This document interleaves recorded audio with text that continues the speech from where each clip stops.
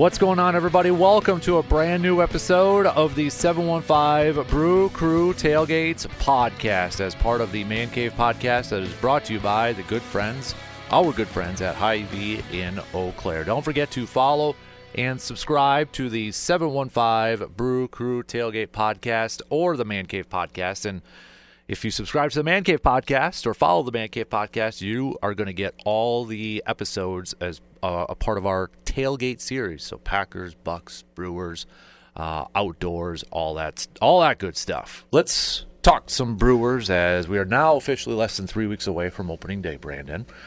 Last night, the Brewers taking down the A's. I was going to say Oakland A's there for a second, but they're not Oakland A's. They're not the Sacramento A's either. They're just the A's. The A's. So, Jacob Misiorowski with a nice performance last night. 3 innings, no hits, 3 strikeouts for the young pitcher that there's a lot of excitement around.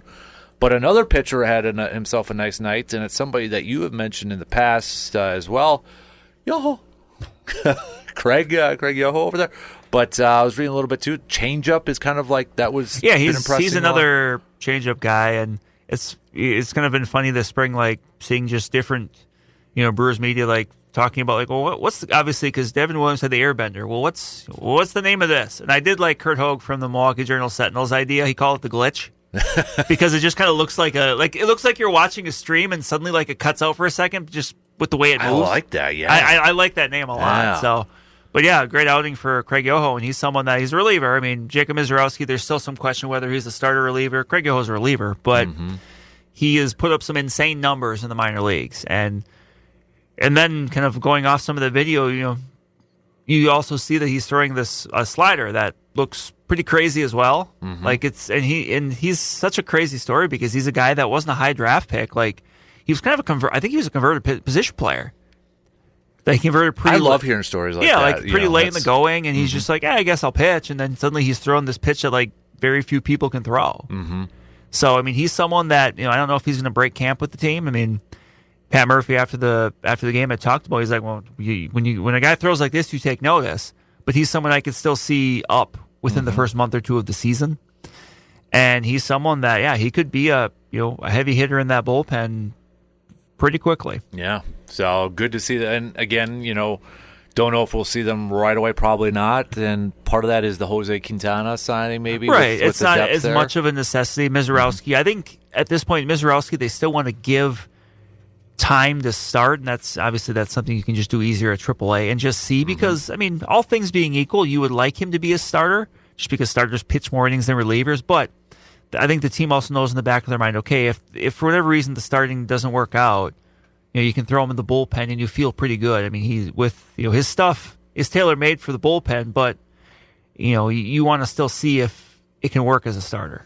So with the I feel like we've joked about this for the last few years, like just waiting for the day that Jose Quintana was actually going to sign with the Brewers, and lo and behold, it actually happened. Right. This year, a veteran left-hander coming in. Your reaction, your thoughts to when you heard that? Did you like the move? I mean, you look at this starting group now, Brandon. I mean, outside of Tobias Myers, this is a very veteran-heavy rotation. Right, and yeah, I mean, I do like it. I mean, not just for, you look at the cost. I mean, at the start of the offseason, I think Fangraphs had, Quintana projected to make double what he made, and maybe even being able to land a 2-year deal somewhere. And, look, the Brewers, baseball offseason is very long, and, we were, rightfully kind of taking them to task because they haven't really done anything in the free agent market. And then, I mean, Mark Canha, a minor league deal, but someone that I think people believe is going to make the opening day roster. And now Jose Quintana, someone that, barring something unforeseen, we know will. I mean, he's a guy that is, he's not the pitcher he was when he pitched for the Cubs. He's not the high strikeout guy he was then. He's kind of morphed into this pitch to contact guy, but when you have the Brewers, defense behind you, that's not a bad place to be. And he's an innings eater. He's a guy that's just going to come in. And he's going to go 5 or 6 innings, and he knows how to pitch. His stuff isn't what it was, 6-7 years ago. He's not going to blow people away, but he's a guy that can get outs, that can pitch deep into games. He's going to more often than not take the ball every 5th day. And you mentioned just the rotation in general. It's a bit of a different look from last year, where at the start of the year, you had guys like Joe Ross, Jacob Junis, Colin Ray, DL Hall, yeah, and who were a little bit more unproven. This year, all these pitchers have kind of proven that they can be good major league pitchers. So it's just a bit of a different spot, and that's no guarantee of anything. But I think it's a position you feel a lot better about, and there's just less uncertainty there right now. And I just think it's good too because look, we don't know the Brandon Woodruff timeline so far. Everything's been positive from what we hear, but still, like that doesn't mean he's going to be there opening day just ready to go. Right. There still might be a process beyond that. And now, injuries are going to happen. Stuff's going to happen, but you don't necessarily. Not that I don't think they were going to rush him, but you just don't have to feel that way if you've got a little bit more depth there. And yeah, if you get to say June or July and Brandon Woodruff is back and ready to go, and this is you still got the same guys, 5 guys in the rotation, like that's a good problem to have. Yeah, that's a problem I'm sure Pat Murphy would love to have. Yeah, I mean, look at last year; they went through 17 different starting pitchers, so and I think they would welcome that. Yeah, you don't want to do that if you can help it. I mean, you don't want to have to try to squeeze the last bit of out of somebody like Dallas Keuchel, like they had they tried to last year. You want to be able to have some consistency there, and this is just going to add to what's hopefully a good, solid, dependable rotation. I always it's getting another lefty in there. I think is good too. I mean, you obviously Nestor Cortez already in there, but I always think it's important to whether it's your rotation or your bullpen to be able to give opposing teams different looks. So this might sound like a glass half empty outlook, and I'm not trying to make it this way, but like part of me were, obviously the talent and the depth and the experience in that, but then the other part of me was thinking, okay, you throw in Nestor, you throw in Quintana and such.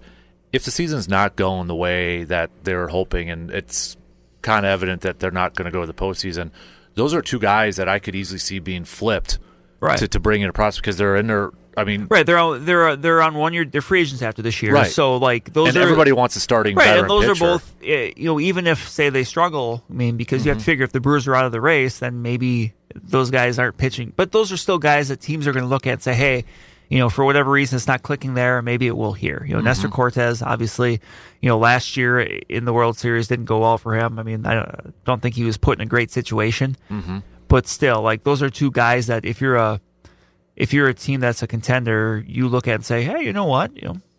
We take a shot. I mean, in years past, those are guys that if the Brewers looked at, I'd be saying, okay, yeah. And then sense. On the flip side of that is you look at last year, if those guys are healthy and they're still there, and you're in a position to be in the playoffs, that might be a position where you don't have to make any moves. Like last year, I mean, they tried the Dallas Keuchel thing, didn't work. They acquired Aaron Savali, who they still have, Frankie Montas. If those guys are playing well in that and they're healthy, that might be an area like, okay, we're good there. We don't have to look for a starting pitcher. Right. And it just made sense in so many ways. And then plus there was just the added, it's just kind of funny because, because of obviously the history Jose Quintana has against the Brewers. Like, and he just has to play for the Reds, and then he's got the whole thing. He'd be the another Cesar Tours for your immaculate grid, where if you see 2 NL Central teams, you just know, okay, I can go with that guy. Yeah, that's a good point. So, looking at this too, offense I think is still probably a big question. But Garrett Mitchell had a nice night last night too, and I know we kind of keep preaching don't take everything for spring training, but you can look at right. I mean, now we're a few weeks weeks in, so I mean, to me, I always try to look for like, and maybe it's just the way I am, but I always try to I look at more of like who's doing well than maybe who's struggling. Because neither is really an indication of whether someone's going to be good or bad. But you mentioned, Garrett Mitchell, Jackson Scherzer had a good kind of a little bit quietly spring training too. He's just been really steady. Yep. The battle for that third base, I'm assuming at this point it's third base job. Oliver Dunn's done. Capra though is the power right now, dude. Capra, he's 4 home runs. Yeah, he's making. If he keeps going, he's going to force the team to make a decision. Is he kind of like Eric Haas from last year? Maybe. I mean, you just got somebody that's just trying to make their way onto the team, like kind of forcing the hand because he's someone that he doesn't have any options left. So if he's going to be on, and I'm not sure if he's on the 40-man roster either, so they might have to make a spot for that too. But so I mean, those are guys that are just kind of forcing their way onto the into the discussion at least. Exactly. So I mean, if we're talking about wanting power at that spot, you got a dude that's hit 4 home runs so far. So Babe Capra. And somebody that can bop around the infield. I mean, that's not going to be a bad thing. Yeah, because I mean, when he did play, wasn't he called up to play a little short or something? Yeah, I think he's second baseman, shortstop, third baseman, guy that can play any of those spots. So right. So hey, maybe who knows, right? Never know at this point, but. Durbin, have you kind of got? I mean, I know he got some action in last night. His numbers have been, his numbers have been kind of up or down, but he has hits for some power, and he's pulled the ball. And I do like kind of the skill set for him a little bit because he's a guy that makes good contact. He's a guy that takes his walks, and he can obviously steal bases. And obviously, that seems like that kind of fits in well with the Brewers. It's just a matter of where that slots in. But he's somebody that I think is going to be. Name Brewers fans need to keep an eye on this year, especially early on, because I think he's making this ball club. And, I mean, I don't think, unless you think differently, but we may not have a clear picture yet on who's going to be shortstop and then the trickle-down effect after that. I think that'll be kind of maybe the last 2 weeks of spring training. That'll be kind of come to the forefront. Once... At this point, I still think it's very much the testing phase of okay, let's try it here, let's try it there, and then we'll see. But I think, let's put it this way, I don't think they're going to have them bopping back and forth the last 3 days of spring training and then saying, okay, well, I guess we got to make a decision now. Right. It's kind of like most years when you're figuring out the opening day starter, you kind of work backwards and you say, okay, this is kind of how it's looking based on what we're seeing, how things are lining up. And I just think we're, within the next week or two, we'll kind of learn that. All right. Yeah. So less than 3 weeks away from opening day coming up here. So.